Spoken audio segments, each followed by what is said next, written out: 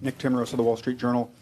Chair Powell, it seems to me you raised rates rapidly over the last 2 years for two reasons. One was the risk of a wage price spiral. Two, there were risks of inflation expectations becoming unanchored.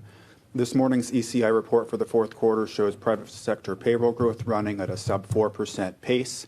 Inflation expectations are very close to where they were before the inflation emergency of the last 3 years. And given that you appear to have substantially cut off these two tail risks, and that you've judged here today current policy is well into restrictive territory, what good reason is there to keep policy rates above 5%? Are you really going to learn more waiting 6 weeks versus 3 months from now that you have avoided those two risks?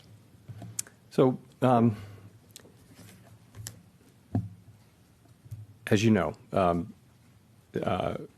almost every participant on the committee does believe that it will be appropriate to reduce rates.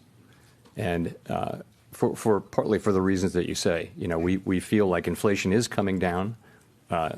Growth has been strong. The labor market is strong. What we're trying to do is identify a place where we're really confident about inflation getting back down to 2% so that we can then begin the process of dialing back the restrictive level.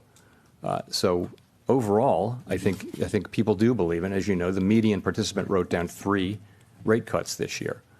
But I think to get to that place where we feel comfortable starting the process, we need some confirmation that inflation is in fact coming down sustainably to 2%.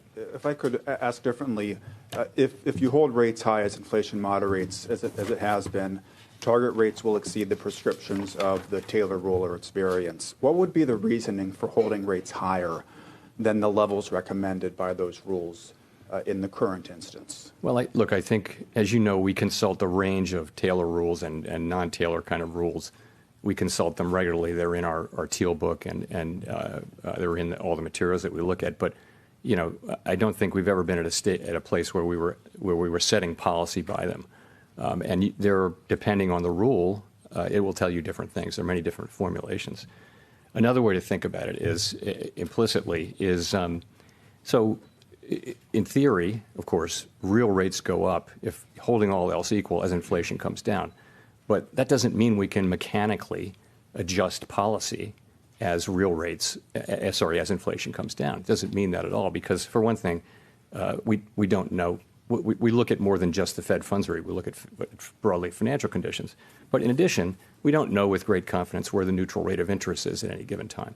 But that also doesn't mean that we wait around to see, the economy turn down, because that would be too late. So we're really in a risk management mode of managing the risk, as I mentioned in my opening remarks, managing the risk that we move too soon and move too late. And I think to move, which is where almost everyone on the committee is in favor of moving rates down this year.